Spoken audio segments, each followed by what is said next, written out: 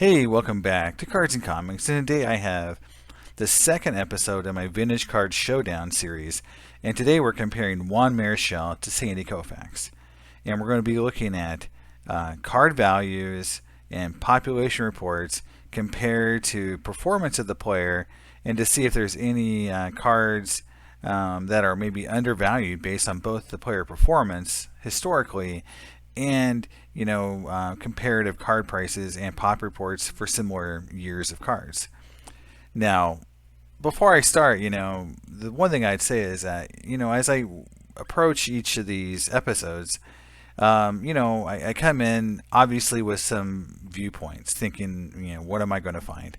In this case, obviously Sandy Koufax values are much higher in every set that he's in compared to Juan Marichal, even the same year to same year. Because I know a lot of people will be saying, well, he was in a lot of 50 sets, and of course they're more expensive. But even same set to same set, Koufax is not only more valuable, he's one of the most valuable Hall of Famers in all of 50s and 60s sports cards. Compared to Juan Marichal, who in general is in the mid to lower tier of Hall of Famers in a lot of sets. So they're not very comparable in terms of price value. But the reason that this kind of started was I had a few suggestions from some comments, but reading articles like this from Mike Lupica, where he's basically saying that Juan Marichal is very underrated and should be considered one of the best pitchers in all of the 60s, contrasted with articles about Sandy Koufax calling him the left arm of God and that he was a perfect pitcher. And I think it's very interesting because the premise of Sandy Koufax is really around that for 5 years he was the best pitcher that ever lived.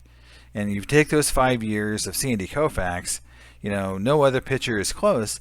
And that's really not true because, besides, what I'm going to show you with Juan Marichal, Randy Johnson stacks up very well in five. You can pick 5 seasons of Randy Johnson, and he will compare very favorably to Sandy Koufax as well. So let's get into the numbers, and we'll start with the stats. So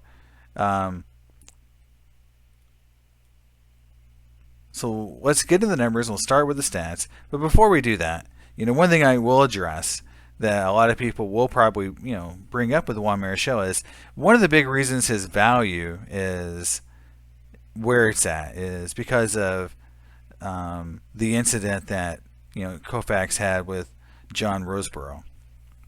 And there's a book about it from John Rosengreen that I think is a really good book. Really goes into detail surrounding not only what happened in the game, but what led up to it and the pressures of the players and the issues they were facing. So it's a good book. I encourage anyone to read it.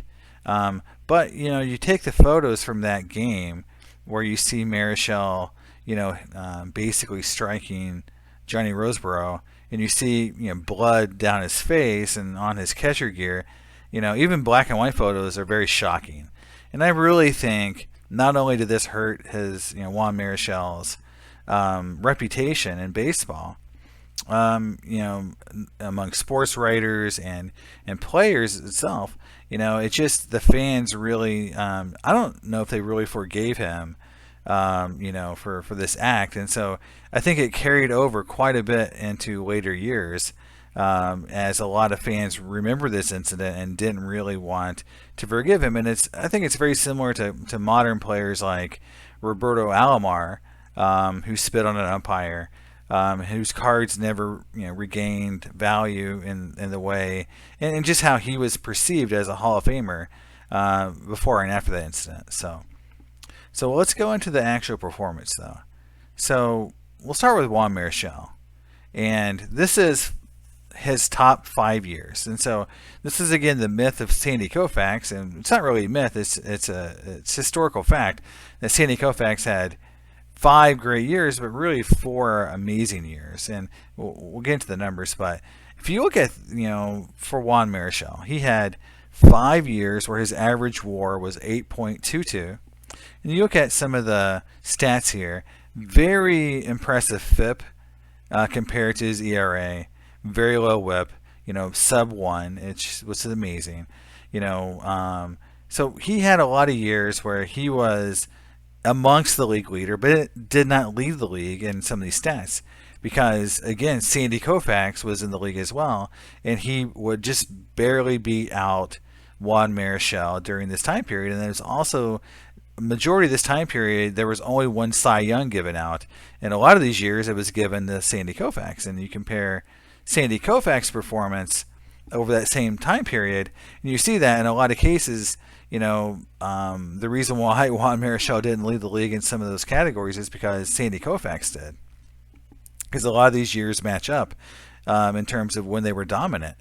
But if you look at it, at the end of the day, and according to WAR, Sandy Koufax was 0.2 points of WAR better than Juan Marichal over a 5-year period, many of the same years. And if you look at their win-loss record, which I know a lot of people hate to look at, but it's virtually identical. If you look at their ERA, basically it's 0.18 difference, and FIP is definitely in favor of Koufax. But look at their WHIP, and they're almost identical as well. So WHIP and ERA are very similar. I think Koufax definitely outperformed his ERA, which you can tell, or was very close based on FIP compared to Marichal. So Marichal had a little bit of ballpark helpiness in some of his stats, but the only thing you could really say about that Koufax really dominated him in was strikeouts. But it's shocking to me to think that over a 5-year period, and the 5 best years of each of their careers, that Koufax is only 0.2 WAR more valuable than Juan Marichal. And again, over almost virtually the same time span. And over that time period, Sandy Koufax won 3 Cy Youngs, Juan Marichal won 0. And I would just say this is that clearly Koufax was a better pitcher during this time period, but not by much. And I really think that just shows you how undervalued Juan Marichal is. If you're going to say that Sandy Koufax is one of the greatest pitchers of all time for a 5-year run, you have to say that Juan Marichal is a close number 2, because he is. And it's not even that, it's not that far apart. I mean, it's not like we're talking, that they're 1 or 2 points of WAR difference and they had a few years similar. No, it's literally they had almost identical stats for some very important categories in this time period.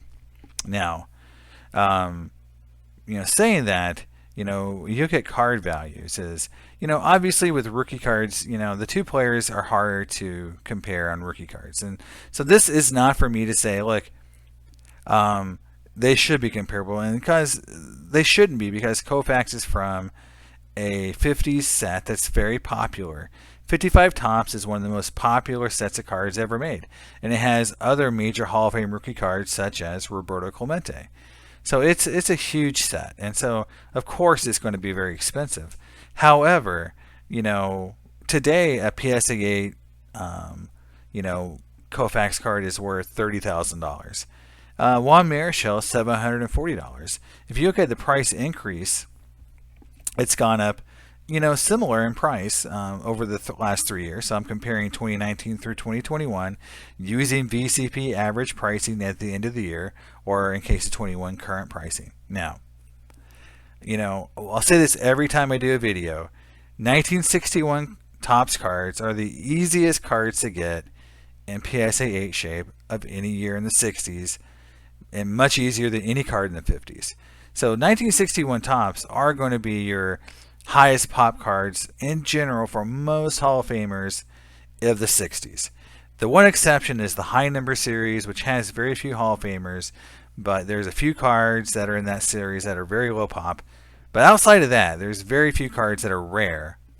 And in a lot of cases, they're the highest pop of the 60s for a lot of players.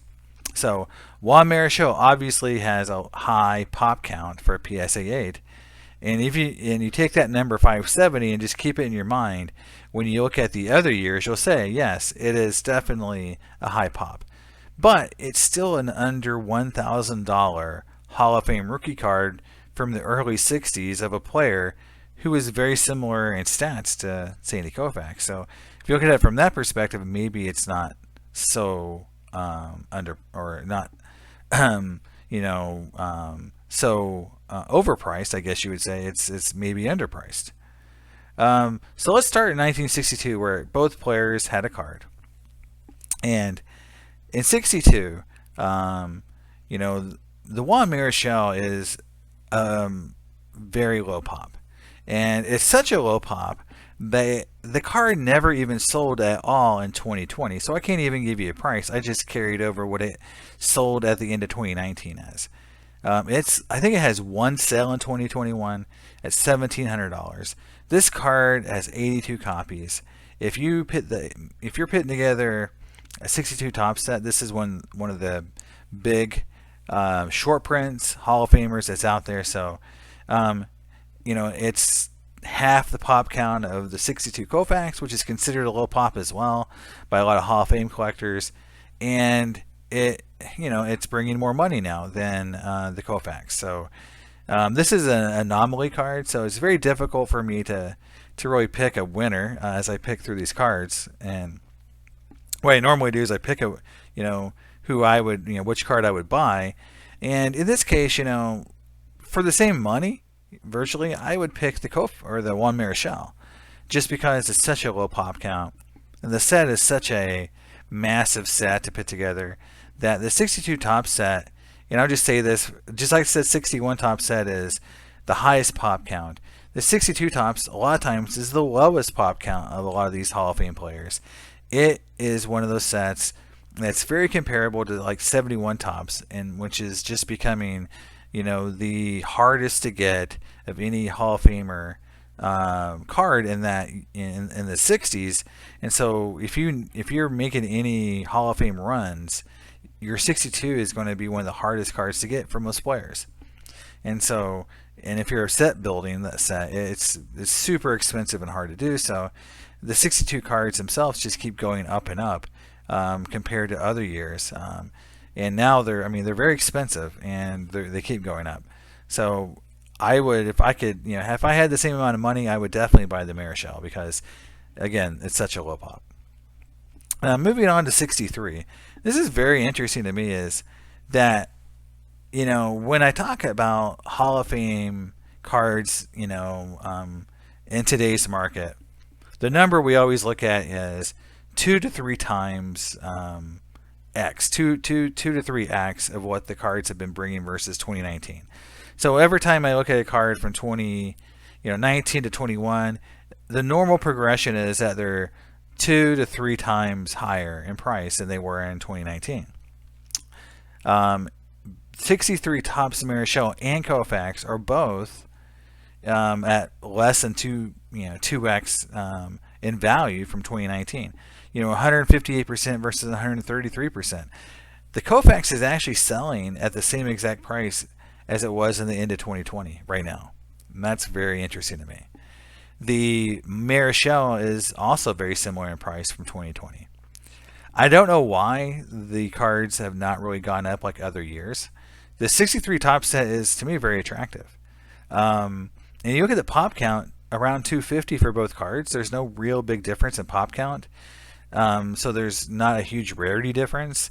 And for the 60s, this is a very normal pop count for a PSA 8 card. So for those reasons, and the fact that the set seems to be undervalued compared to other years, I would actually say both cards are investment grade.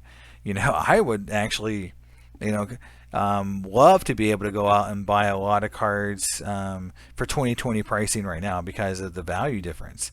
And very few cards like that Koufax are actually selling today what they were last year. And the 63 Marichal, to me, at $150 is just a really cheap card from the 60s from a really good set. And it does not have a huge pop count. It's less than half of what a 61 is, right? So again, it's very interesting to me. So moving to 64. 64, again, you look at that pop count of Marichal, 260, very similar to what it was in 63, and the pricing is very similar. And growth-wise is, again, less than 2x. But you go down to 64 Koufax, and this is where the anomaly starts happening with the Koufax. Like, okay, he's got basically almost 400 more cards in the PSA 8 grade. It's one of the higher pop counts for Koufax, but the card increase in value 3x. It's bringing $650 compared to the $1,000 for a much harder to get 63 card, but it's gained in value a much higher clip than that card. Makes it makes no sense to me, and it just shows you, sometimes collecting and pricing just doesn't make sense. But the Marichal is still a very reasonable pop count. It's not, I would call it a low pop, but it's definitely in that lower pop count, what I call like the normal, not high pop count 60s cards, which is usually between 200 and 300 cards. That is what you see for most 60s Hall of Famers that aren't don't have a lot of PSA 8s or isn't a high PSA 8 pop count. Obviously, the 64 Koufax is a high pop count comparatively, and at that $120, that 64 Marichal would be a great buy, for a lot of people, looking to get a good Hall of Famer at a reasonable price. It's $5 higher than it was last year, so again, I think it's a solid value. Moving into 65, again, the Marichal is barely at the 2x price increase from 19. It's got a low pop count. So here we talk 200 to 300 cards is a normal, let's say, pop count to low. That's just rare enough that they keep the value and kind of keep going up in value. At 177 cards below 200, this card reaches into that territory of starting to be a low pop. Like you can consider this to be in that realm of lower pops, because compared to the Koufax, it's 300 cards lower in total in terms of total PSA count. Value-wise, the 65, is obviously a very popular card for Koufax and Marichal. It's one of the most popular sets from the 60s. In fact, a lot of people would tell you it's the most popular and their favorite set from the 60s. It's in high demand. Cards have always sold really well compared to their pop count. A lot of the high pop counts in that set bring more than other years. And I think it's definitely a set that deserves it because it is very attractive. But you look at the Juan Marichal and the $200 for that card. Obviously, it's bringing more than a 64 card.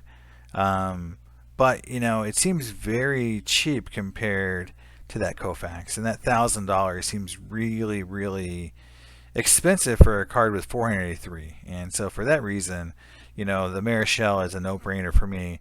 It's a great set. It's a low pop, and it's a reasonable price. And I think it's something that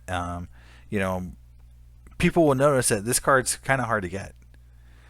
66, again, similar pop count, similar price. It's actually $50 cheaper than it was in 21. It's hitting that 2x to 3x price point increase, like we talked about. Koufax is a little lower, but again, the Koufax has a lot of upside, I think, too, because at 850 with that pop count, even 300 pop count for the Koufax is actually low compared to other Koufaxes from that same year. And obviously, this is the last year for Koufax.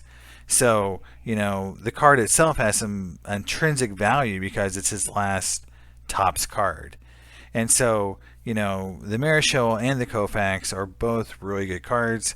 In fact, I would say either one of them would be good value to buy because I do think they're both good cards.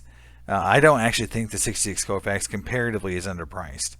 But, the fact that the Marichal is so cheap with that pop count, again, I have to recommend I would buy that Marichal for $150 all day long because, again, it's just, such a cheap card comparatively to other Hall of Famers right now that you'd be buying online.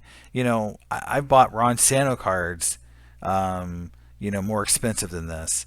And and Koufax, or sorry, Marichal is theoretically, or based on the numbers, is comparable more closely to Sandy Koufax than Ron Santo is to, say, Mike Schmidt. So, and I'm not saying Santo's not a great player. He's just comparatively, he's not considered in that same ballpark, statistically. And so, as a bonus, I did want to look at some cards from the 70s. And, obviously the 71 set is special. And any card from it's going to be expensive. But I looked at, comparing Juan Marichal to Bob Gibson, who's another player from the 60s that's considered one of the best pitchers from the 60s. And, it just struck me here that, that the Marichal price increase is in that 2 to 3x price point, increase that we've been talking about. However, it's still very cheap for a 71 PSA Hall of Famer. And the pop count's lower than the Gibson. And you see that Gibson is, well over $300, and $200 more than the Marichal, and with a higher pop count. So I just think there's room to grow there. So I really like that 71 Marichal. So in summary, as you look at the cards from 2019 through 21 for Marichal, he averaged 271% price gain. And again, that's right in line with what we're seeing from a lot of other Hall of Famers from the same time period. And the average cost per card increased from $188 in 2019 to $510 in 2021.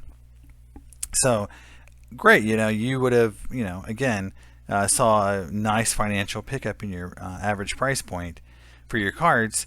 But if you look at Koufax, it went up 294%. So Koufax cards are outpacing the Marichal, which makes sense. He's a more popular Hall of Famer.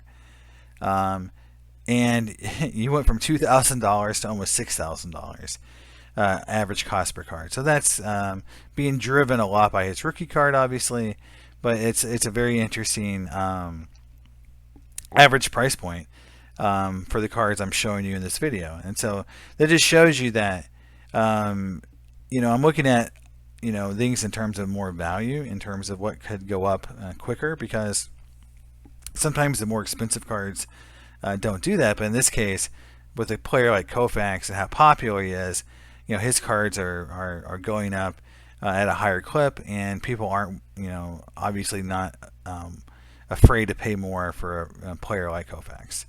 So overall, the best value card in this series for Marichal, to me, was a 65, just because of the set. And if you look at it, it's the second lowest pop in the whole report. It's from a very popular set. But I will say this, that the 71 and 63 are also good cards. And I would just recommend, if I was going to start a Marichal collection outside of the rookie card, I would get the 71 and 63. The 62 is kind of a holy grail card for not just Marichal collectors, but 62 top set in general. But you can't go wrong with any one of these three cards, and I think they're all very collectible, and they're all priced at a good point. And even the 66 is a good card to have, and that's the good thing about Marichal, is he's affordable and was a great player. And the 65 card has got $800 price gap between it and Koufax, so some room to grow there. I firmly believe it's got a lot of room to grow. I think best investment is still the 61, and it's just it's a high pop card, I know, but it's relatively affordable. And what I'm seeing is people are in this price range where, okay, I can't afford a PSA 60, yeah, so I'll buy the 7 because it's $500 to $600. But they look at the Marichal and say, well, it's only $700. I'll just get the 8, and maybe I'll pay $800 or $900. But it's an 8. It's a better quality card, so I'm willing to pay a little bit more to get the 8. But the difference between an 8 like 60, so Yastrzemski could be the difference between $600 and $2,000. So that's a huge price gap. So I do think that it's a relatively affordable PSA 8. It's very attractive to a lot of collectors still. And as the registry for Hall of Fame rookie cards keeps going up and demand keeps going up, people want to get those 8s to kind of get their overall average numbers up. And I do think the Hall of Fame rookie registry is a major driver of a lot of value. So at the end of the day, as you look at a player like Juan Marichal, and I know it's hard to wrap your head around the idea that he was at all comparable to Koufax, but the numbers show that he was, and that from a pricing perspective, from the same years and same sets, he is a lot of times 10 times lower in price. His cards are 8 times lower in price. $150 versus Koufax is $2,000 or $1,000. It's a huge price gap for players that were very comparable in a lot of stats, especially a stat like WAR, which is an overall value of a player. And so, I would just say, if you were to look for value in both players and cards, and as people really start understanding how to value players in the future, maybe a player like Marichal becomes more and more popular. I think Joe Morgan is a classic case of that, where he wasn't the most popular Hall of Famer for a lot of years, but then people started really looking at his numbers and saying this guy was a war machine and did a lot of great things besides just hit the ball. And his value started to kind of translate from war into card values, where now Joe Morgan, in a lot of cases, in a lot of sets, is a very popular and highly collected card. I think Juan Marichal might do the same thing in the future. He's clouded by the incident with John Roseborough, but I think over time that's going to fade. And I do think the fact that he's so close in value to Koufax over those 5 years, that I just feel like that's going to really propel him and make people really pay attention to his numbers in the future, and maybe go out and collect more of his cards and make his cards go up in value. So that's my take on it. Hope you enjoyed it, and I'll be back with another installment next time. And I'm going to look at position players because I've done pitchers twice, so I'm going to go to some position players. And send me some suggestions for players you want me to compare or look at, and I'll see you next time. Bye.